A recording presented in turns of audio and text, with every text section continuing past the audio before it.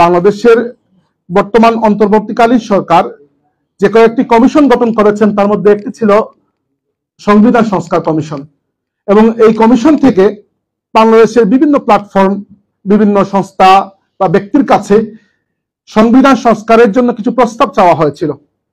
এর আলোকে বালাকোট চেতনা উজ্জীবন পরিষদের পক্ষ থেকেও আমরা কিছু প্রস্তাব পেশ করেছিলাম। সেই প্রস্তাবগুলো মূলত ইংরেজি ভাষায় ছিল এবং পরবর্তীতে এই সেমিনারের সুবিধার্থে এটিকে আমরা বাংলায় অনুবাদ করেছি।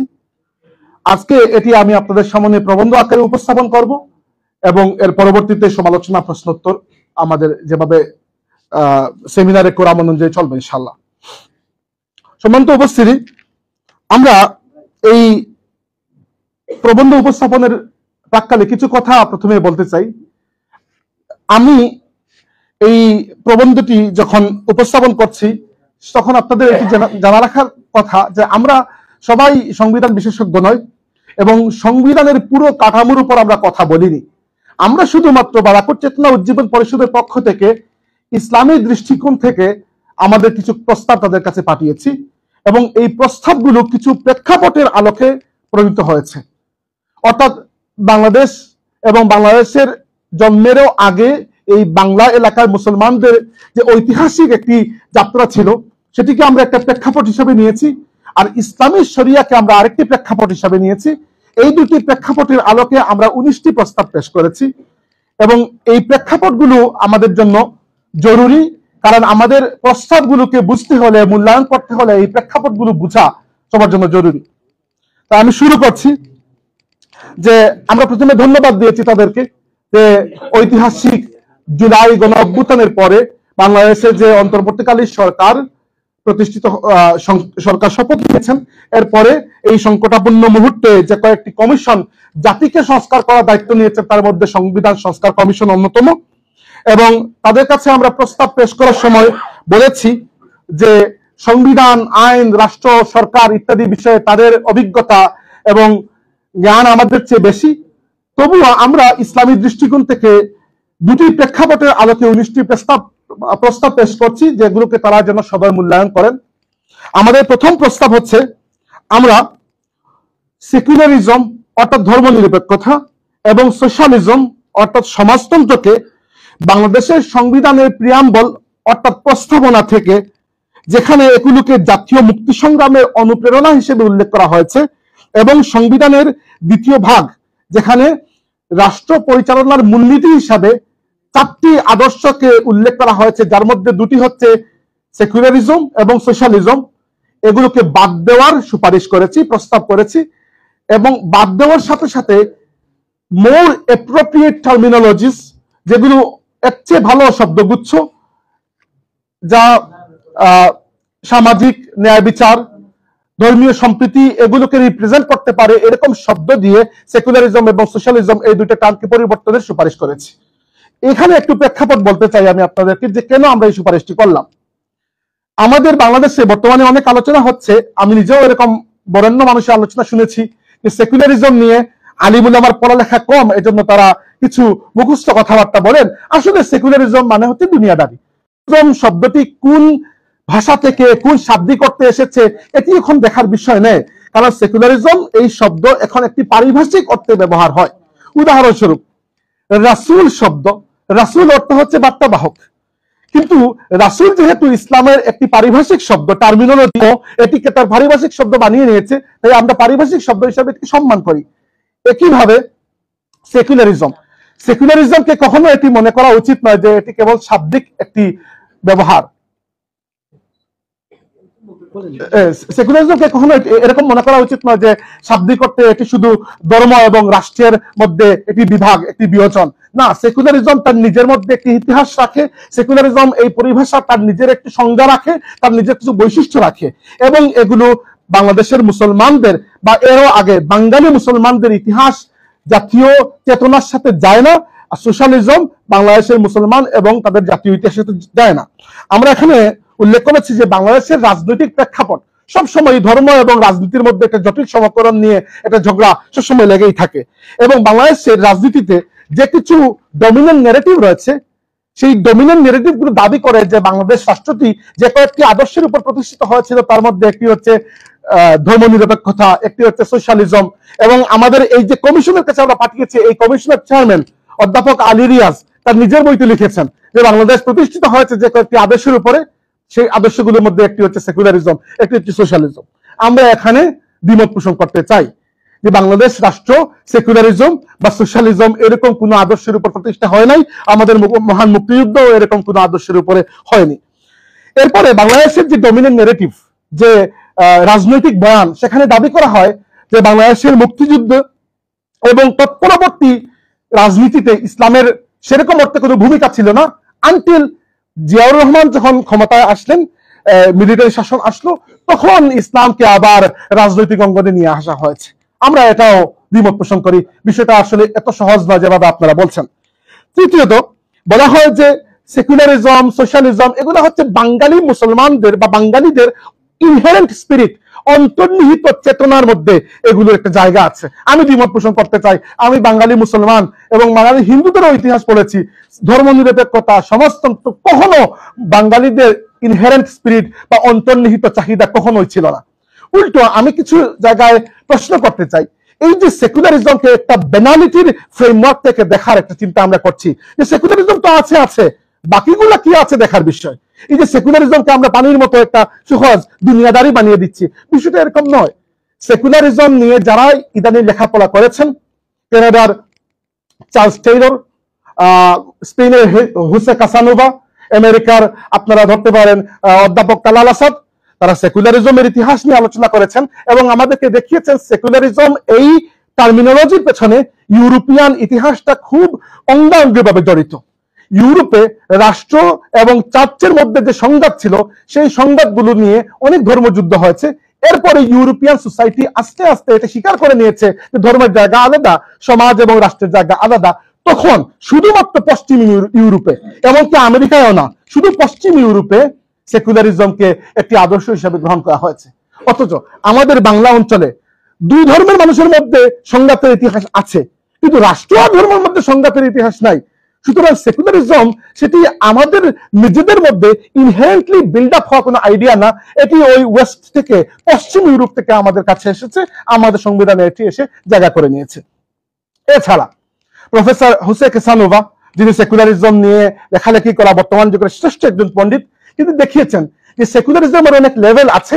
সবচেয়ে প্রাথমিক যে লেভেল, আইডিওলজিক্যাল লেভেল, সেই লেভেলে এসে সেকুলারিজম প্রথমেই ধর্মকে অপ্রাসঙ্গিক করে দেয়। বাঙালি মুসলমান কিংবা বাঙালি হিন্দুও তার জীবন থেকে, সমাজ থেকে, পরিবার থেকে ধর্মকে অপ্রাসঙ্গিক করা, এটা কি কখনো মেনে নেবে? নাকি আমাদের ইতিহাসে কখনো এর কোনো জায়গা ছিল? অতএব সেকুলারিজম এই পুরো আইডিওলজিটা বাঙালি মুসলমানের চিন্তা চেতনার সাথে কখনোই খাপ খায় না। উল্টো আমরা দেখি, বলে আশ্চর্যের বিষয়, এই বাংলা এলাকার ইতিহাসকে শেপ করার ক্ষেত্রে ইসলামের একটি চমৎকার ভূমিকা ছিল, অনস্বীকার্য ভূমিকা। প্রথমে আসি আমরা ব্রিটিশ আমলে। এত লম্বা ইতিহাস বলার তো সুযোগ নেই, কিন্তু কিছু গুরুত্বপূর্ণ আন্দোলন যেগুলো বাঙালি মুসলমানের মধ্যে একটা চেতনাবোধ জাগিয়েছে, সেগুলো যদি আপনারা দেখেন, উদাহরণস্বরূপ আমি যদি 90s এর কথা বলি, অর্থাৎ 19বিংশ শতাব্দীর কথা, তাহলে তিনটি বড় আন্দোলন ছিল। একটি হচ্ছে খিলাফত আন্দোলন, এবং দুঃখিত, প্রথমটি হচ্ছে ফরায়েজি আন্দোলন, যেটি হাজী শরীয়তুল্লাহ এবং এরপরে ওনার পুত্র দুদু মিয়া এদের নেতৃত্বে চলেছে। ফরায়েজি আন্দোলন বাঙালি কৃষকদের মধ্যে একটা মুসলিম চেতনা জাগ্রত করেছে হিন্দু জমিদার এবং ব্রিটিশ নীল চাষীদের বিরুদ্ধে। প্রথমবার এই একটা আন্দোলন, যেটি বাংলার কৃষক শ্রেণীর মানুষের কাছে অনেক সাড়া পেয়েছে। দ্বিতীয়ত সবচেয়ে বড় আন্দোলন আমার কাছে যেটি গুরুত্বপূর্ণ, সেটা হচ্ছে তরিকায়ে মুহাম্মদিয়া। আপনারা মনে করতে পারেন যে তরিকায়ে মুহাম্মদিয়া প্রতিষ্ঠাতা সৈয়দ আহমদ বেল্লভী, তিনি তো ওই দিল্লি, বেরেলি, উত্তরপ্রদেশ ওই এলাকার মানুষ। হ্যাঁ, সৈয়দ আহমদ বেল্লভী ওই এলাকার মানুষ এবং তিনি শহীদ হয়েছেন বর্তমান পাকিস্তানের বালাকুট এলাকায়। কিন্তু সৈয়দ আহমদ বেল্লভী হজে যাওয়ার পূর্বে 1820 সালে যখন কলকাতায় এসেছিলেন, তখন কলকাতার অন্তত 10,000-এর মতো মানুষ, যেটি বাংলাপিডিয়ায় আপনারা পাবেন এই তথ্য, 10,000-এর মতো মানুষ সৈয়দ আহমদ বেল্লভীর হাতে বায়াত হয়েছিলেন। এবং সৈয়দ আহমদ বেল্লভীর সাথে বাংলার অন্যতম চেতনার প্রাণ পুরুষ যদি আমরা কাউকে বলি, মীর নিসার আলী তিতুমির, তিনিও হজে গিয়েছিলেন এবং পরবর্তীতে এসে এই তরিকায়ে মুহাম্মদিয়া থেকে উদ্বুদ্ধ হয়ে তিতুমিরের পরবর্তী আন্দোলনগুলো চলেছে। একটা হচ্ছে তিতুমির আন্দোলন, ব্রিটিশ বিরোধী আন্দোলন ধরতে পারেন। সৈয়দ আহমদ বেল্লবীর খলিফাদের মধ্যে আরেকজন ছিলেন নূর মোহাম্মদ নিজামপুরী, যিনি বালাকোট যুদ্ধ শরিক ছিলেন এবং পরবর্তীতে তার থেকে যে তরিকাগুলো বেরিয়েছে এগুলো বাংলা বিহার এই অঞ্চলে ইসলামের প্রচার প্রসার এবং মুসলমানদের মধ্যে একটা মুসলিম চেতনাবোধ জাগ্রত করতে বলিষ্ঠ ভূমিকা রেখেছে। তৃতীয়ত আরেকটি ধারা যদি আমরা দেখি, সৈয়দ আহমদ বেল্লবীর খলিফাদের মধ্যে মৌলানা কারামত আলী, তার যে পিসফুল দাওয়া অ্যাক্টিভিটি, এটি পরবর্তী তার সিলসিলার মধ্যেও খুঁজে পাওয়া যায়। তাহলে সৈয়দ আহমদ বেল্লবী 1831 সালে বালাকোট যুদ্ধে শাহাদত বরণ করেছিলেন ঠিকই, কিন্তু দুটি ঘটনা এখানে গুরুত্বপূর্ণ। একটি হচ্ছে 1820 সালে অন্ততপক্ষে 10,000 মুসলিম আলিম উলামা কলকাতায় সৈয়দ আহমদ বেল্লবীর হাতে বায়াত করেছেন। আর সৈয়দ আহমদ বেল্লবীর পরবর্তীতে তার তরিকায় মোহাম্মদিয়া, মীর নিসার আলী তিতুমির, নূর মোহাম্মদ নিজামপুরী, মৌলানা কারামত আলী জৌনপুরী, এরকম মহাত্ম পুরুষদের মাধ্যমে একটি বহুমুখী আন্দোলন হয়ে বাংলা এবং অন্যান্য এলাকা ছড়িয়ে পড়েছিল। এবং পরবর্তীতে এই এই অঞ্চলে যতটুকু ইসলামী আন্দোলন হয়েছে, এখন হচ্ছে আর পরবর্তীতে হবে, সবগুলো কোনো না কোনো ভাবে সৈয়দ আহমদ বেল্লবীর ওই তরিকায় মোহাম্মদীর সাথে যুক্ত। এটি আইডিওলজিক্যাল পয়েন্ট থেকে হোক বাট যুক্ত। এরপরে 19 শতাব্দীতে আরেকটি বড় আন্দোলন হয়েছে, সেটা হচ্ছে মোহাম্মদ আলী জওহরের নেতৃত্বাধীন খেলাফত আন্দোলন। সেই খেলাফত আন্দোলনে অন্তত পক্ষে যদি হাজার না হয় অন্তত পক্ষে কয়েকশো বাঙালি উলামা, বাঙালি মুসলিম উলামা সংযুক্ত হয়েছিলেন। তার মানে আমরা কি দেখি যে বাঙালি মুসলমানদের মধ্যে সেকুলারিজম তো গড়ে উঠেই নাই, বরং এরকম কিছু ইভেন্ট আমরা দেখি যেগুলোতে প্রমাণিত হয় যে বাঙালি মুসলমানদের মধ্যে অনেক শক্ত একটা মুসলিম চেতনাবোধ, আমি ইসলামিক চেতনাবোধ যদি নাও বলতে চাই, কমপক্ষে মুসলিম চেতনাবোধ জাগ্রত হয়েছিল, এরকম অনেক আন্দোলন হয়েছে। এরপরে আসেন আপনারা 20 শতাব্দীর শুরুর দিকে 1906 সালে যখন ঢাকায় মুসলিম লীগ প্রতিষ্ঠা হয়েছে, কে করেছে প্রতিষ্ঠা? বাঙালি মুসলমানরাই, বাঙালি মুসলিম নেতারাই করেছেন। পাকিস্তান আন্দোলন বাঙালি মুসলিম নেতারাই করেছেন। সো আমরা ব্রিটিশ আমলে দেখি এই এলাকার মুসলমানদের মধ্যে কমপক্ষে সেকুলারিজম, সোশ্যালিজম এরকম কোন আইডিয়া ডেভেলপ হয় নাই, বরং এর থেকে শক্ত যদি আমি বলতে পারি যে খুব শক্তিশালী একটি মুসলিম চেতনা জাগ্রত হয়েছে। এরপরে পাকিস্তান আমলে দেখেন, আমি আপনাদেরকে এই বইয়ে রেফারেন্স দিয়ে কথা বলেছি, আপনারা মিলিয়ে নেবেন। যে আমি এক কথায় যদি বলি, পাকিস্তান আমলে পূর্ব পাকিস্তানের জনগণের কোন রাজনৈতিক কার্যক্রমেই বাঙালি জাতীয়তাবাদ ও ইসলামী ভাবাদর্শের মধ্যে কোনো দ্বন্দ্বের ইঙ্গিত ছিল না। আপনারা পূর্ব পাকিস্তান আওয়ামী মুসলিম লীগ, তার সঙ্গে বাঙালি জাতির চাহিদা, বাঙালি জাতির জাতীয়তাবোধ, এগুলার বিরুদ্ধে দাঁড় করানোর একটা প্রবণতা, সেকুলারিজম, সেকুলারাইজেশন, সোশ্যালিজম, এরকম কোন আইডিওলজি ছিল না। বরং পূর্ব পাকিস্তান মুসলিম লীগ থেকে যখন পূর্ব পাকিস্তান আওয়ামী লীগ হলো, সেই আওয়ামী লীগের কোন রাজনৈতিক কার্যক্রমে আনটিল 1970 যে নির্বাচনী ইশতেহার ছিল, সেই ইশতেহারের মধ্যে না সেকুলারিজম ছিল, না সোশ্যালিজম ছিল, না অন্য কোন ভাষাতাত্ত্বিক জাতীয়তাবোধের কোনো কথা ছিল। বড় আশ্চর্যের বিষয়ে আপনারা খুঁজে পাবেন তাদের স্পষ্ট যে বয়ান ছিল, তারা সেখানে তাদের ইয়ের মধ্যে লিখেছে, তাদের নির্বাচনী ইশতেহারের মধ্যে, যে no legislation shall be enacted repugnant to the Quran and Sunnah and steps shall be taken to enable citizens to order their lives following the principle of equality and brotherhood in Islam. অর্থাৎ যুক্তফ্রন্টের নির্বাচনী ইশতেহার ছিল যে কোরআন সুন্নাহ বিরোধী কোনো আইন এই অঞ্চলে করা হবে না। তো কোন জায়গায় সেকুলারিজম? সেকুলারিজম কিন্তু আমরা খুঁজে পাচ্ছি না। 1954 আসলো। এরপরে আসেন পরবর্তী সময়, আমি এখানে একটু লম্বা করে সবকিছু আলোচনা করি নাই যেহেতু সেই সুযোগটাও ছিল না আমাদের, কিন্তু রেফারেন্স দিয়েছে, আপনারা দেখে নিতে পারেন বা ফার্দার স্টাডিজের জন্য, ফার্দার রিসার্চের জন্য। যে শেখ মুজিবুর রহমানের 6 দফা আন্দোলন, সর্বদলীয় ছাত্র সংগ্রাম পরিষদের 11 দফা দাবি, আওয়ামী লীগের 1970 সালের নির্বাচনী ইশতেহার, কিংবা 1972 সংবিধান প্রণয়ন হওয়ার আগ পর্যন্ত আমাদের জাতীয় ঘোষণাপত্র বলতে যা ছিল সেটা হচ্ছে 1971 সালের প্রক্লেমেশন অফ ইন্ডিপেন্ডেন্স, স্বাধীনতার ঘোষণাপত্র। কোন জায়গায় না সেকুলারিজমের কোনো আলোচনা ছিল, না সোশ্যালিজমের কোনো আলোচনা, না এক পাকিস্তান থেকে সরে এসে একটা ধর্ম নিরপেক্ষ সেকুলার রাষ্ট্র বানানোর কোনো আকাঙ্ক্ষা এখানে প্রস্ফুটিত হয়েছিল, না সোশ্যালিস্ট কোনো আইডিওলজি ছিল, কিছুই ছিল না। আপনারা গুগলে সার্চ দিয়ে বাংলাদেশের স্বাধীনতার ঘোষণাপত্র পড়তে পারেন, সেখানে না সেকুলারিজমের কোনো আলোচনা, না সোশ্যালিজমের কোনো আলোচনা। তাহলে আমি যদি এটি বলি যে 1972 সালের সংবিধানে রাষ্ট্রের মূলনীতি হিসাবে এবং স্বাধীনতা যুদ্ধের চেতনা বা ইন্সপিরেশন হিসাবে সেকুলারিজম এবং সোশ্যালিজমকে হঠাৎ করে এসে ঢুকিয়ে দেওয়া হয়েছে, আমি মনে হয় খুব ভুল কথা বলছি না। হ্যাঁ, ঠিক আছে, আমি এটা স্বীকার করছি যে শেখ মুজিবুর রহমান বারবার বলেছেন এবং তিনি জার্মান একটা পত্রিকাকে সাক্ষাৎকার দিয়েছেন, রিসেন্টলি আমি পড়লাম ওই পত্রিকাটি, যে তিনি বলেছেন যে সেকুলারিজম মানে ধর্ম নিরপেক্ষতা, দুঃখিত, সেকুলারিজম মানে ধর্মহীনতা নয়, তিনি বলেছেন, স্বীকার করেছেন। এবং সংবিধান প্রণয়ন কমিটির প্রধান যিনি ছিলেন ডক্টর কামাল হোসেন, তিনি বলেছেন, তার সাক্ষাৎকারটাও আমি পড়েছি, যে আমরা সেকুলারিজমকে গ্রহণ করতে বাধ্য ছিলাম এজন্য যেন ধর্মীয় আগ্রাসন এবং ধর্মীয় বৈষম্য রোধ হয়। তাহলে আমার একটা সত্য প্রশ্ন, ধর্মীয় সম্প্রীতির জন্য এমনও শব্দ পৃথিবীতে আছে বাংলা এবং ইংরেজি ভাষায় যেগুলোকে আপনারা এই জায়গায় ব্যবহার করতে পারেন, এবং এই প্রস্তাব আমরা দিয়েছিও। কিন্তু সেকুলারিজম তার নিজস্ব একটা সংজ্ঞা আছে, বৈশিষ্ট্য আছে, ইতিহাস আছে, তাকে ভিন্ন অর্থে আমাদের সংবিধানে কি জন্য ব্যবহার করা হলো, এটাই আমাদের এখানে আপত্তি। আমরা ধর্মীয় সম্প্রীতির পক্ষে, আমরা কোনো মানুষ চায় না ধর্মীয় সংঘাতের মধ্যে দেশ থাকুক, কিন্তু ধর্মীয় সম্প্রীতি বুঝাতে সেকুলারিজম কি একটি পারফেক্ট শব্দ? I don't think so. Secularism বা সোশ্যালিজম, সামাজিক ন্যায় বিচার বুঝাতে সোশ্যালিজম কি একটি পারফেক্ট শব্দ? সোশ্যালিজম, কার্ল মার্কসের সোশ্যালিজম হোক, ভ্লাদিমির লেনিনের সোশ্যালিজম হোক, অথবা মাও জেডংয়ের সোশ্যালিজম হোক, অথবা আজকে উত্তর কোরিয়ার সোশ্যালিজম হোক, কোন সোশ্যালিজম পৃথিবীতে সফল হয়েছিল আমাকে বলুন। আমি যদি ইউরোপের নিষ্পেষণের ইতিহাসকে সামনে রেখে কার্ল মার্কসকে কতক্ষণের জন্য সাপোর্ট করি, কিন্তু পরবর্তীতে কার্ল মার্কসের আইডিওলজির উপরে যে রাষ্ট্রগুলো প্রতিষ্ঠিত হয়েছিল, তাদের যে জুলুম বর্বরতার ইতিহাস, সেই জায়গা থেকে আমি সোশ্যালিজম বা সমাজতন্ত্রকে কিভাবে সাপোর্ট করতে পারি? সো বাঙালি মুসলমানের চেতনার মধ্যে না কখনো সেকুলারিজম ছিল, না কখনো সোশ্যালিজম ছিল।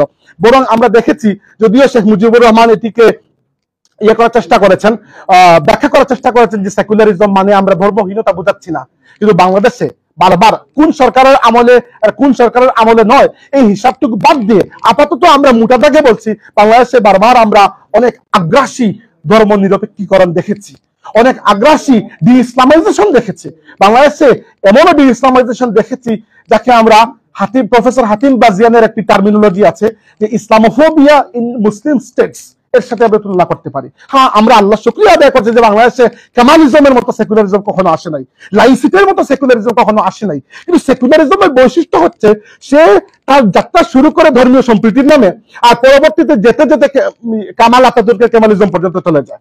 এজন্য আমাদের যে স্পষ্ট দাবি হচ্ছে বাংলাদেশের সংবিধানের মূলনীতি, দুঃখিত, বাংলাদেশের সংবিধানের প্রস্তাবনা যেখানে সেকুলারিজম এবং সোশ্যালিজমকে আমাদের স্বাধীনতা সংগ্রামের মোটিভেশন বা ইন্সপিরেশন হিসেবে দেখানো হয়েছে, সেটি ভুল, এগুলোকে বাদ দিন। এবং আমাদের সংবিধানের দ্বিতীয় অংশে যেখানে রাষ্ট্র পরিচালনার মূলনীতি হিসেবে সেকুলারিজম এবং সোশ্যালিজমকে রাখা হয়েছে, এগুলো বাদ দিন। বাদ দিয়ে এর পরিবর্তে ধর্মীয় সম্প্রীতিকে বুঝায় এরকম কোন পারফেক্ট শব্দ এবং সামাজিক ন্যায় বিচারকে বুঝায় এরকম কোন পারফেক্ট শব্দ দিয়ে ওগুলোকে সাবস্টিটিউট করুন। আমরা বলছি না যে সেকুলারিজম সরিয়ে আপনারা ধর্মীয় সংঘাত নিয়ে আসুন, না, অবশ্যই না, কে চায়, কিন্তু সেকুলারিজম তার নিজের একটি অর্থ, একটি উদ্দেশ্য রাখে। সেকুলারিজমকে প্রফেসর সলিমুল্লাহ খান প্রায় বলে সেকুলারিজম মানেই দুনিয়াদারি, সেকুলারিজম মানে দুনিয়াদারি নয়। সেকুলারিজম সবসময় সে তার নিজের কি জীবন ব্যবস্থা রয়েছে, এই জীবন ব্যবস্থার মধ্যে কিছু আদর্শকে সে গ্রহণযোগ্য করে তুলে আর কিছু আদর্শকে সে অগ্রহণযোগ্য করে তুলে।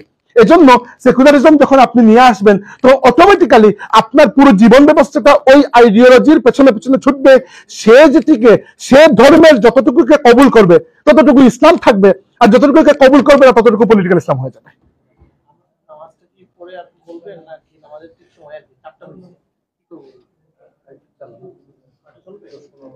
এর মধ্যে শেষ হয়ে যাবে।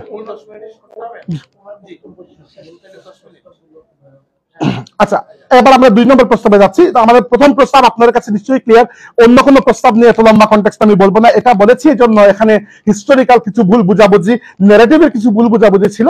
তো আমাদের প্রথম প্রস্তাব হচ্ছে সেকুলারিজম এবং সোশ্যালিজমকে পরিবর্তন করে অধিক উপযোগী শব্দগুচ্ছ দিয়ে এগুলোকে যেন সাবস্টিটিউট করা হয় সংবিধানের প্রিয়াম্বল এবং সংবিধানের দ্বিতীয় অংশ থেকে। আমাদের 2 নম্বর, 3 নম্বর, 4 নম্বর প্রস্তাব এখন পড়ছি আমরা। আমাদের 2 নম্বর প্রস্তাব ছিল আমাদের আচ্ছা, পৃষ্ঠার নাম্বার হচ্ছে 9, আপনারা ধরতে পারেন যদি চান।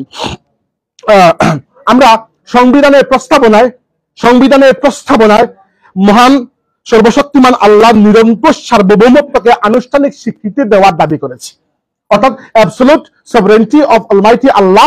এটিকে সংবিধানের প্রস্তাবনা, যেখানে সংবিধানের ঘোষণাপত্র, এটা জাতির নিজের ঘোষণা করছে, সেখানে স্বীকৃতি দেওয়ার কথা বলছি। এবং এটা কোনো অভূতপূর্ব কথা নয় যে আমরাই প্রথম বলেছি। পৃথিবীতে মুসলিম দেশগুলোর মধ্যে মৌরিতানিয়া, পাকিস্তান, অন্যান্য দেশ এবং খ্রিস্টান সংখ্যাগরিষ্ঠ রাষ্ট্রগুলোর মধ্যে আয়ারল্যান্ড, কানাডা এনপিটিকে তাদের সুপ্রিম সভরেন্টি হিসাবে স্বীকার করা হয়েছে। সো আমরা কোনো অভূতপূর্ব কথা বলছি না, বরং এটি পৃথিবীর অন্যান্য সংবিধানের মধ্যেও ছিল।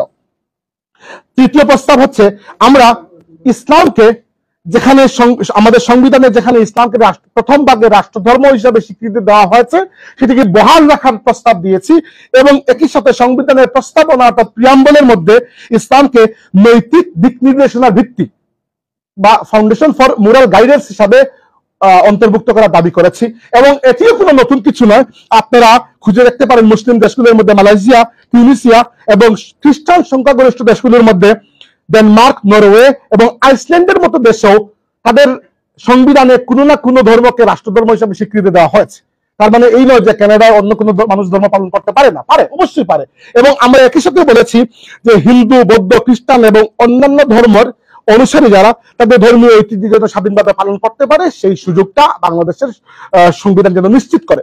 তাহলে আমাদের তৃতীয় প্রস্তাব হচ্ছে ইসলামকে রাষ্ট্রধর্ম হিসাবে বহাল রাখা এবং একই সাথে সংবিধানের প্রস্তাবনায় ইসলামকে নৈতিক আদর্শ বা নৈতিক মানদণ্ডের ভিত্তি হিসাবে স্বীকৃতি দেওয়া। চতুর্থ প্রস্তাব হচ্ছে আমরা সংবিধানে এমন একটি প্রভিশন, এমন একটি বিধান অন্তর্ভুক্ত করার দাবি করেছি যাতে স্পষ্টভাবে উল্লেখ থাকে যে বাংলাদেশের কোন সরকারি কোরআন সুন্নাহ বিরোধী কোনো আইন যেন না করে। এটি আমাদের স্পষ্ট কথা যে আমাদের সংবিধানে এরকম প্রভিশন থাকবে যেন বাংলাদেশের পরবর্তী কোন লেজিসলেশন বা কোন জুডিশিয়াল ডিসিশন ইভেন তৈরি না হয় যেটি কোরআন এবং সুন্নাহর সরাসরি কন্ট্রাডিক্টরি। এই তিনটি প্রস্তাবের প্রেক্ষাপট একটু সংক্ষেপে আলোচনা করতে চাই, কিন্তু আমি 5 মিনিটের বেশি নেব না ইনশাল্লাহ। সেটা হচ্ছে এই প্রস্তাবগুলো আমরা কোন জায়গা থেকে দিলাম? এই প্রস্তাবগুলো দিয়েছে আমরা ইসলামী শরিয়ার প্রেক্ষাপট থেকে। এজন্য যাদের কাছে আমরা প্রস্তাব দিচ্ছি আপনাদের মনে রাখতে হবে যে আমাদের সংবিধান সংস্কার যে কমিশন হয়েছে সেখানে সিনিয়র আলিমুল আমার উপস্থিতি রাখা হয় নাই, মূলত সংবিধান বিশেষজ্ঞ, আইনজ্ঞ, তাদের কাছে আমরা প্রস্তাব দিচ্ছি। যেহেতু আমরা ইসলামের দৃষ্টিকোণ থেকে প্রস্তাব দিচ্ছি, এই ইসলামী শরিয়াকে কিভাবে তারা বুঝতে পারে এবং আইন প্রণয়নের ক্ষেত্রে ইসলামী শরিয়াকে কিভাবে তারা ব্যাখ্যা করতে পারে সেই কাঠামোটাও আমরা তাদেরকে বানিয়ে দিয়েছি। আমরা বলেছি যে বড় দুঃখজনক ভাবে অজ্ঞতাবশত কিছু মানুষ মনে করে ইসলামী শরিয়া হচ্ছে চুরের হাত কাটা টাইপের কিছু আইন এবং ওগুলোর সমষ্টি, কিন্তু ইসলামী শরিয়া কেবল কিছু দণ্ডবিধির সমষ্টি নয়। ইসলামী শরিয়া মানে পুরো দ্বীন ইসলাম। এর মধ্যে আকায়েদ রয়েছে, এর মধ্যে আহকাম রয়েছে, এর মধ্যে আখলাক রয়েছে। ইসলামী শরিয়া ততটুকুকেই কভার করে যতটুকুকে দ্বীন ইসলাম কভার করে। সো ইসলামী শরিয়তের সংজ্ঞা কি? ইসলামী শরিয়তের সংজ্ঞা হচ্ছে আল্লাহ তার বান্দাদের জন্য, যেটা ইমাম কুরতুবী বলেছেন শরিয়া হচ্ছে নাজাতের পথ। এবং শরিয়ার সংজ্ঞা দেওয়ার পরে একটু ব্যাখ্যা, একটু বৈশিষ্ট্য বলতে চাই যে হাফিজ ইবনুল কাইয়িম একজন 1300 শতাব্দীর ইসলামী ফকি, তিনি বলেছেন যে ইসলামী শরিয়া তার ভিত্তির উপর প্রতিষ্ঠিত, সেই ভিত্তিটা হচ্ছে 4টা। একটা হচ্ছে আদল বা ন্যায় বিচার, জাস্টিস, আরেকটা হচ্ছে রাহমা অর্থাৎ দয়া, আরেকটি হচ্ছে মাসলাহা অর্থাৎ সার্বিক জনকল্যাণ, আর আরেকটি হচ্ছে হিকমা অর্থাৎ প্রজ্ঞা। তাই তিনি ইবনুল কাইয়িম শরিয়ার বৈশিষ্ট্য এটা বলছেন যে ইসলামী শরিয়া কোন সময় আদল, রাহমা, তারপরে মাসলাহা এবং ইয়ে থেকে হিকমত থেকে বের হতে পারে না। এমনকি কোন মানুষ যদি ইসলামী শরিয়ার এমন কোন ব্যাখ্যা দেয় যেটি আদল থেকে সরে অন্যদিকে চলে গেছে, যেটি হিকমত থেকে সরে অন্যদিকে চলে গেছে, তাহলে এটি ইসলামী শরিয়া হতে পারে না। বুঝতে হবে ওই ব্যক্তির ব্যাখ্যার মধ্যে ভুল রয়েছে।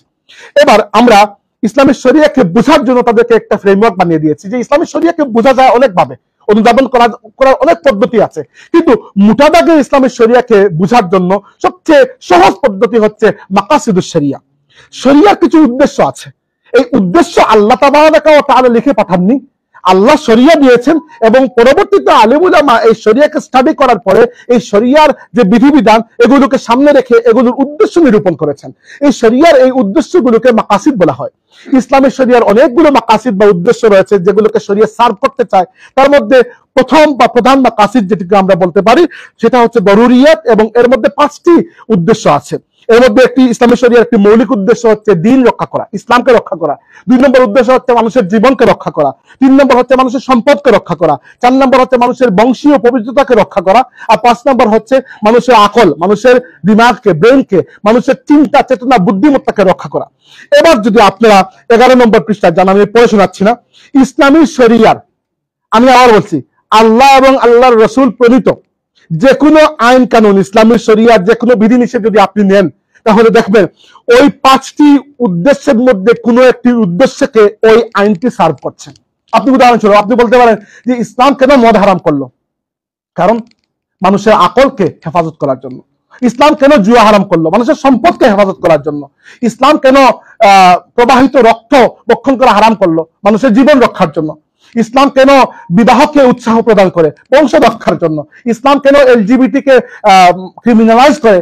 কারণ মানুষের বংশীয় পবিত্রতা রক্ষার জন্য। এরকম ইসলামী শরিয়ার যে নিয়মে আপনি ধরবেন, দেখবেন আপনি যে ওই 5টির মধ্যে, বা আরো আছে, ওই 5টি হচ্ছে প্রধান, এরপরে আরো আছে, এই 5টির মধ্যে, এই মাকাসিদ গুলোর মধ্যে কোনো একটা মাকসাদ ইসলামী শরিয়ার ওই আইন সার্ভ করছে।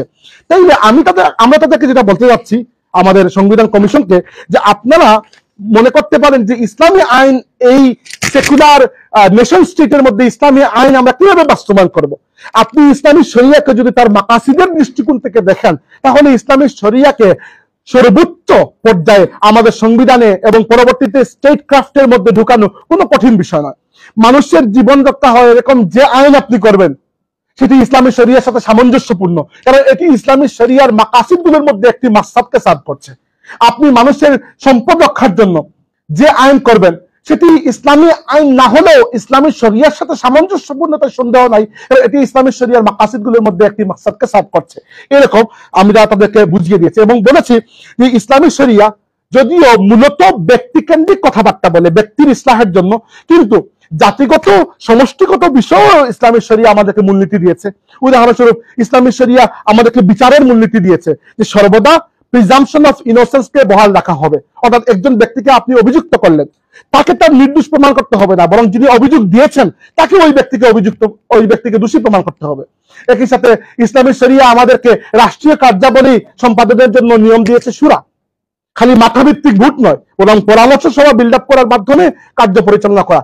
তাই আমি বলছি যেটি ইসলামী শরিয়াকে যদি আমরা মাকাসিদের দৃষ্টিকোণ থেকে বুঝি, তাহলে যে আইন দিন রক্ষা করে, জীবন রক্ষা করে, সম্পদ রক্ষা করে, মানুষের বংশীয় পবিত্রতা রক্ষা করে এবং মানুষের চিন্তা বুদ্ধিমত্তা জ্ঞানকে রক্ষা করে, সেটি ইসলামী শরিয়ার সাথে সামঞ্জস্যপূর্ণ। এটি কোরআনের আয়াতের এক্স্যাক্টলি কোরআনের আয়াতের রেপ্লিকা যদি নাও হয় তবুও সমস্যা নাই। যদি ডিরেক্টলি কোরআন সুন্নাহর বিরুদ্ধে না যায়, তাহলে এটিকে আমরা শরিয়ার মধ্যে অ্যাকোমোডেট করতে পারবো। তাই আমি যেটি প্রস্তাব দিচ্ছি যে ইসলামী শরিয়ার পক্ষ থেকে, এটি এমন কোনো প্রস্তাব নয় যেটা ইম্পসিবল, এমন কোনো প্রস্তাব নয় যেটি এটাকে আপনারা করতে পারবেন না। Just you have to understand the sharia through the lens of মাকাসিদ। এবার আমরা 5 নম্বর প্রস্তাবে যাচ্ছি। এই ছিল আমাদের 2, 3, 4 নম্বর প্রস্তাবের কনটেক্সট। 5 নম্বর প্রস্তাবে আমরা বলেছি যে বাংলাদেশের জন্য একটি সাংবিধানিক সংস্থা হিসাবে একটি ইসলামী পরামর্শ পরিষদ গঠন করা হয়। কারণ সংবিধান, জুডিশিয়ারি, লেজিসলেশন, অ্যাডমিনিস্ট্রেশন সবার কাছে ইসলামী শরিয়াকে ব্যাখ্যা করবে কে? প্রত্যেকে যদি নিজের মতো উঠে ব্যাখ্যা করতে শুরু করে তাহলে তো সমস্যা। সিনিয়র ওলামা কেরামের মাধ্যমে যদি বাংলাদেশে একটি সাংবিধানিক সংস্থা থাকে, ইসলামী পরামর্শ পরিষদ, তারা সংবিধানকে ব্যাখ্যা করতে পারবে ইসলামের দৃষ্টিকোণ থেকে এবং জুডিশিয়ারি এবং সরকারকে পরামর্শ দিতে পারবে। এরপরে 6 নম্বর প্রস্তাবে আমরা বলেছি যে LGBTQ অর্থাৎ lesbian, gay, bisexual, transgender, queer plus plus plus, এই যে অ্যাক্টিভিটি গুলো আছে, এগুলোকে যেন মৌলিক অধিকার বা অন্য কোনো অধিকার হিসাবে স্বীকৃতি না দেওয়া হয়। কারণ এগুলো শুধু ধর্ম বিরোধী নয়, মানবতা বিরোধীও, এবং পৃথিবীর কোনো সমৃদ্ধ সভ্যতা এবং সুস্থ সংস্কৃতি এগুলোকে কবুল করবে না। তাই আমরা বলেছি যে আমাদের লিঙ্গ যে তালিকা, যেটি মেল ফিমেল, এখানে ট্রান্সজেন্ডারকে যেন অন্তর্ভুক্ত করা না হয়, আর যাদের রিয়েল জেন্ডার ডিফর্মিটি রয়েছে তাদেরকে ইন্টারসেক্স নামে অভিহিত করা হয়, ট্রান্সজেন্ডার নামে যেন করা না হয়। 7 নম্বর প্রস্তাবে আমরা বলেছি যে মুসলমানদের যে পারিবারিক আইন রয়েছে, বিবাহ, তালাক, তারপরে মিরাসের সম্পত্তি বন্টন, এগুলোতে মুসলমানদেরকে যেন ইসলামী নীতিমালা অনুযায়ী তাদেরকে পরিচালিত হওয়ার সুযোগটিকে সংবিধান কর্তৃক স্বীকৃতি দেওয়া হয়। একই সাথে অন্য ধর্মের যারা আছে তারা তাদের পরিবার সংশ্লিষ্ট আইন যেন নিজের ধর্মের আইন নীতিমালা অনুযায়ী করতে পারে। 8 নম্বর প্রস্তাবে আমরা বলেছি যে আমাদের জুডিশিয়ারি অর্থাৎ বিচার বিভাগের কোন জুডিশিয়াল ডিসিশন যেন ডিরেক্টলি ইসলামিক শরিয়া অর্থাৎ কোরআন সুন্নাহর সাথে কন্ট্রাডিক্টরি না হয়। 9 নম্বর প্রস্তাবে আমরা বলেছি যে বাংলাদেশে সাংবিধানিক সংস্থা হিসাবে একটি স্বাধীন জাতীয় শিক্ষা কমিশন গঠন করা উচিত এবং যেখানে অন্যান্য বিষয়ে পণ্ডিতদের সাথে সাথে ইসলামী আলিম উলামাও থাকবেন, ইসলামী বিষয়গুলো কারিকুলামের মধ্যে কিভাবে অন্তর্ভুক্ত করা হবে, কিভাবে মূল্যায়ন করা হবে এটি দেখার জন্য। আমি শিক্ষা সংস্কার কমিশন বলছি না, আমি বলছি জাতীয় শিক্ষা কমিশন। অর্থাৎ আমাদের দেশে জাতীয় শিক্ষা কমিশন নাই, পৃথিবীর অনেক দেশে রয়েছে, আমেরিকায় রয়েছে, ইন্ডিয়াতে রয়েছে, যেগুলো শিক্ষা কার্যক্রমকে তদারকি করে। আর যেহেতু আমাদের দেশে একটা বিশাল জনগোষ্ঠী মাদ্রাসা পড়ালেখা করেন এবং তাই আমাদেরকে এই শিক্ষা কমিশনের মধ্যে আলিম উলামাকে অন্তর্ভুক্ত করার পরামর্শ আমরা দিয়েছি। 10 নম্বর প্রস্তাবে আমরা বলেছি যে ইসলামী শিক্ষা ও সংস্কৃতির অগ্রগতিকে সহজতর করার জন্য আমাদের সংবিধানে যেন কিছু প্রভিশন রাখা হয়। তার মধ্যে একটি হচ্ছে যে আমাদের শিক্ষা কারিকুলামের প্রত্যেকটি ধাপে মুসলমানদের জন্য ইসলামিক স্টাডিজকে বাধ্যতামূলক করা হয় এবং অন্যান্য ধর্মের মানুষের জন্য তাদের নিজস্ব ধর্ম শিক্ষাকে। দ্বিতীয়ত, বিবাহকে একটি মৌলিক সামাজিক প্রতিষ্ঠান হিসেবে যেন স্বীকৃতি দেওয়া হয়। তৃতীয়ত, শিশু ও পরিবার কল্যাণ এবং জনসমক্ষে অশালীনতা রোধে ইসলামী নীতিমালার সাথে সামঞ্জস্যপূর্ণ বিধান প্রণয়ন করা হয়। 11 নম্বর প্রস্তাব আপনারা 16 নম্বর পৃষ্ঠা পাবেন। আমরা বলেছি যে আমাদের সংবিধানের 77 নম্বর অনুচ্ছেদ যেটা যেখানে ন্যায়পালয় কার্যালয়ের কথা বলা হয়েছে, দেওয়ান আল মুহতাসিব। আমি দেওয়ান আল মুহতাসিব শব্দটা ইচ্ছা করে উল্লেখ করেছি কারণ এই শব্দটা আমিরুল মুমিনিন উমর ইবনে খাত্তাব রাদিয়াল্লাহু আনহু প্রণীত, এটি প্রথমে তিনিই শুরু করেছিলেন। আমাদের ওই ন্যায়পালয়ের কার্যালয়কে যেন কার্যকর করা হয়, এখানে এটি আছে কিন্তু এটি কার্যকর নয়, এটিকে যদি কার্যকর করা হয় তাহলে প্রশাসনিক পর্যায়ে যে কোনো বিচার তিনি খুব দ্রুত ওই কার্যালয়ের মাধ্যমে করা সম্ভব হবে। 13 নম্বর প্রস্তাবে আমরা বলেছি খুবই গুরুত্বপূর্ণ যে বাক স্বাধীনতা এবং ভাব প্রকাশের স্বাধীনতাকে নিশ্চিত করার পাশাপাশি এটিকেও যদি নিশ্চিত করা হয় যে কোন ধর্ম বা কোন ধর্মীয় গোষ্ঠীর বিরুদ্ধে ইচ্ছাকৃত উস্কানি বা উদ্দেশ্যমূলক বৈরিতার বক্তৃতা যেন কেউ বা কোনো কাজ যেন কেউ না করে এবং একই সাথে নিশ্চিত যেন করা হয় এটি যে কোনো একাডেমিক আলোচনা, একাডেমিক সমালোচনাকে রহিত করার জন্য এই আইনকে কেউ যেন আবার অপব্যবহার না করতে পারে। বাংলাদেশে দুইটাই সমস্যা, এটা হচ্ছে এদিকে গেলে দেখা যাবে যদি এরকম কোনো বিধান না থাকে তাহলে কোন নির্দিষ্ট ধর্মকে কেন্দ্র করে কেউ ইচ্ছাকৃত উস্কানিমূলক বক্তব্য দিচ্ছে, আবার দেখা যাবে এরকম কোন আইন যদি থাকে তাহলে ওই আইনকে কেউ ব্যবহার করছে। আমাদের সংবিধানের জন্য ক্লিয়ারলি ডিমার্কেটেড থাকে যে আমাদের ভাব প্রকাশ এবং বাক স্বাধীনতা থাকবে, একই সাথে কোন ধর্মকে বা কোন ধর্মীয় জনগোষ্ঠীকে কেউ টার্গেট করে ইচ্ছাকৃত উস্কানিমূলক বক্তব্য না দেয় সে ব্যাপারে স্পষ্ট বিধান যেন আমাদের সংবিধানে অন্তর্ভুক্ত করা হয়। 12 নম্বর প্রস্তাবে আমরা বলেছি যে ইসলামী অর্থনীতি ও শ্রম অধিকার বাস্তবায়নের জন্য যেন পর্যাপ্ত বিধান আমাদের সংবিধানে সংযুক্ত করা হয়। এর মধ্যে সুদমুক্ত ব্যাংকিং এর জন্য একটি অবকাঠামো নির্মাণের প্রস্তাব আমরা দিয়েছি এবং এক্ষেত্রে মালয়েশিয়ার শরিয়া অ্যাডভাইজারি কাউন্সিল, সুদানের যে ইসলামী আর্থিক ব্যবস্থা, বাহরাইনের শরিয়া সম্মত বিনিয়োগ ব্যবস্থা এগুলোকে উদাহরণ হিসেবে সামনে রেখে আমাদের অর্থনৈতিক একটা নীতি প্রণয়ন করা হোক যাতে বাংলাদেশে ভোক্তা বান্ধব স্বচ্ছ সুদমুক্ত ব্যাংকিং কাঠামোর দিকে আমরা আস্তে আস্তে এগিয়ে যেতে পারি। আমাদের সংবিধানে যদি এটিকে একটি বিধান হিসাবে রাখা হয় যে আমরা ধীরে ধীরে সুদমুক্ত এবং ভোক্তা বান্ধব অর্থনীতির দিকে যাব তাহলে এরকম কাঠামো প্রণয়ন করা খুব কঠিন নয়, পৃথিবীর অনেক দেশে আছে এবং এখানে আমরা উদাহরণ হিসাবে সেগুলোকে ব্যবহার করেছি, আপনারা পড়ে নিতে পারেন। এরপর আমরা এই ক্ষেত্রে আরো কিছু কথা বলেছি যেগুলো আপনারা পড়ে নেবেন। 13 নম্বর প্রস্তাবে আমরা যাচ্ছি যে দুঃখিত 14 নম্বর প্রস্তাবে আমরা যাচ্ছি যে সংবিধানে একটি লিগালি বাইন্ডিং আইনি বাধ্যবাধকতামূলক এবং এরকম শব্দ শুধু আমরা এই একটার ক্ষেত্রে ব্যবহার করেছি, খুবই গুরুত্বপূর্ণ যে 14 নম্বর প্রস্তাবে বলেছি যে আইনি বাধ্যবাধকতামূলক বিধান যেন অন্তর্ভুক্ত করা হয় যাতে রাষ্ট্রে বসবাসরত ব্যক্তিদেরকে গুমের বিরুদ্ধে সুরক্ষা এবং আনওয়ারেন্টেড অ্যারেস্টের বিরুদ্ধে সুরক্ষা দেওয়া যায়। কখনো এটি আমরা আর বাংলাদেশে দেখতে চাই না যে মানুষ গুম হচ্ছে, মানুষকে আনওয়ারেন্টেড গ্রেফতার করা হচ্ছে। বাংলাদেশের সংবিধানের জন্য লিগালি বাইন্ডিং, বাংলাদেশের সংবিধানে কিন্তু পুরোটা লিগালি বাইন্ডিং নয়, লিগালি বাইন্ডিং আইনগত বাধ্যবাধকতামূলক এরকম প্রবিধান রাখা হয় যাতে এই রাষ্ট্রে বসবাসকারী প্রত্যেকটি ব্যক্তি এইরকম বিধানকে ব্যবহার করে সে তার নিজেকে, নিজের পরিবারকে গুম এবং আনওয়ারেন্টেড অ্যারেস্ট থেকে সে নিজেকে সুরক্ষা দিতে পারে। পাশাপাশি আমরা বলেছি আমাদের সংবিধানের 3য় ভাগে অনেক অধিকারের কথা বলা আছে, কিন্তু কিছু অধিকার বাদ পড়ে গেছে, সেগুলো আমরা মৌলিক অধিকার হিসেবে পেতে চাই। একটা হচ্ছে ভোটাধিকার, আমাদের ভোটাধিকার জন্য কখনো নষ্ট না হয়। দ্বিতীয়ত হচ্ছে তথ্য প্রাপ্তির অধিকার, সরকার কোন জায়গায় কি ব্যয় করছে আমি যেন চাইলে তথ্যটা পেতে পারি। তৃতীয়ত শিক্ষার অধিকার, এটি আমাদের মৌলিক অধিকার হিসাবে স্বীকৃতি দেওয়া হোক। চতুর্থ পরিচ্ছন্ন ও স্বাস্থ্যকর পরিবেশের অধিকার। আর এরপরে হচ্ছে ভোক্তা সুরক্ষার অধিকার। 15 আমরা শেষের দিকে চলে আসছি। 15 নম্বর প্রস্তাবে আমরা বলেছি বাংলাদেশে প্রধানমন্ত্রীর যে একক ক্ষমতা সেটিকে কমিয়ে সেমি প্রেসিডেন্সিয়াল একটি সরকার ব্যবস্থার দিকে আমরা যেন যেতে পারি, সংবিধানে যেন এরকম বিধান থাকে। এবং সেমি প্রেসিডেন্সিয়াল বলতে আমরা এখানে উদাহরণ দিয়েছি ফ্রান্স, পর্তুগাল, ফিনল্যান্ডের মতো দেশগুলো, এখান থেকে আমরা উদাহরণ নিতে পারি। আমরা রাশিয়ার কথা ইচ্ছা করে বলি নাই, কারণ রাশিয়া তো কাগজে কলমে সেমি প্রেসিডেন্সিয়াল, কিন্তু এক ব্যক্তি এখানে ক্ষমতায় বসে আছেন এবং একজনের হাতেই রাষ্ট্রের সর্বময় ক্ষমতা। এজন্য রাশিয়ার উদাহরণ আমরা ইচ্ছা করে আনিনি, আমরা এনেছি ফ্রান্স, পর্তুগাল এবং ফিনল্যান্ডের উদাহরণ, যেখানে রাষ্ট্রপতি এবং প্রধানমন্ত্রীর মধ্যে ক্ষমতার একটা বিভাজন আছে এবং বাংলাদেশের সংবিধানে ক্লিয়ারলি এগুলো ডিমার্কেট করা থাকবে। উদাহরণস্বরূপ রাষ্ট্রপতি পররাষ্ট্র বিষয় এবং প্রতিরক্ষা দেখলেন, প্রধানমন্ত্রী অর্থনীতি এবং ডোমেস্টিক পলিটিক্স দেখলেন। এইগুলো যদি ক্লিয়ারলি ডিমার্কেটেড থাকে তাহলে ওভারল্যাপিং হবে না এবং চেক এন্ড ব্যালেন্সটা বজায় থাকবে। এরপরে প্রস্তাব 16 নম্বর আমরা বলেছি যে সংবিধান ক্ষমতার পৃথককরণ ও বিকেন্দ্রীকরণের নীতিগুলোকে শক্তিশালী করবে, যাতে ভারসাম্যপূর্ণ শাসন ও বর্ধিত জবাবদিহিতা নিশ্চিত করা যায়। অর্থাৎ ডিসেন্ট্রালাইজেশন অফ পাওয়ার। বাংলাদেশের সবচেয়ে বড় সমস্যা হচ্ছে ক্ষমতা এমন ভাবে কুক্ষিগত হয় কিছু নির্দিষ্ট মানুষ এবং এজেন্সির হাতে, গোষ্ঠীর হাতে, এই ক্ষমতার বিকেন্দ্রীকরণ আমরা দেখতে পাই না।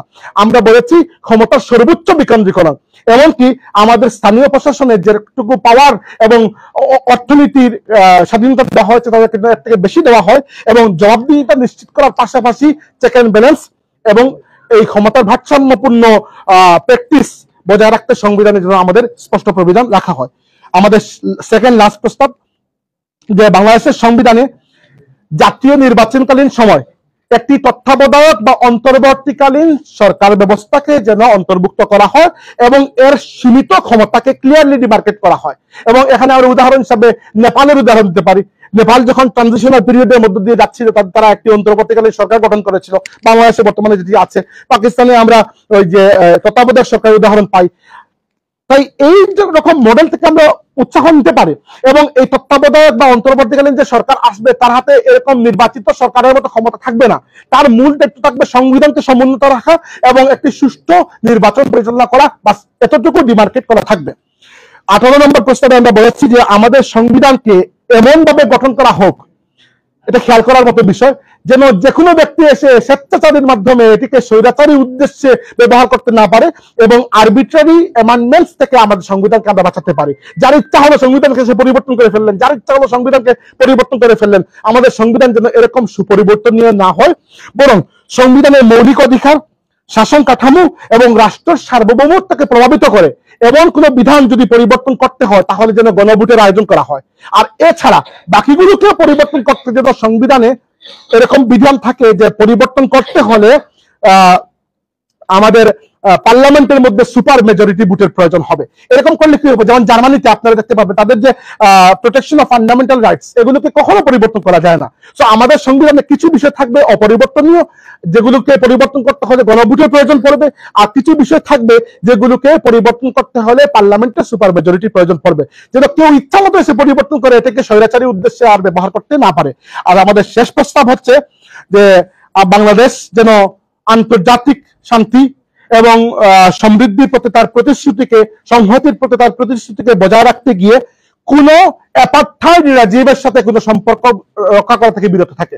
অর্থাৎ ইসরায়েলের মতো কোনো রাষ্ট্র যারা বৈষম্যমূলক আচরণ করছে অন্য জাতির প্রতি, এইরকম কোন রাষ্ট্রের সাথে যেন বাংলাদেশের সরকারগুলো কোনো সম্পর্ক না রাখে এবং মানবতা, মুক্তি এবং স্বাধীনতার প্রতি যে মানবতার ইনহেরেন্ট একটা স্পিরিট আছে সেটিকে বহাল রাখতে গিয়ে ফিলিস্তিনি জনগণের স্বাধীনতা সংগ্রামের প্রতি যেন বাংলাদেশ সরকারের সবসময় তার একটা সমর্থন বহাল থাকে এবং ভ্রাতৃপ্রতি মুসলিম রাষ্ট্রগুলোর সাথে যেন আমরা সুসম্পর্ক গড়ে তুলি, যেন আমরা উম্মার একটা ঐক্য এখানে আমরা আমাদের ভূমিকা রাখতে পারি।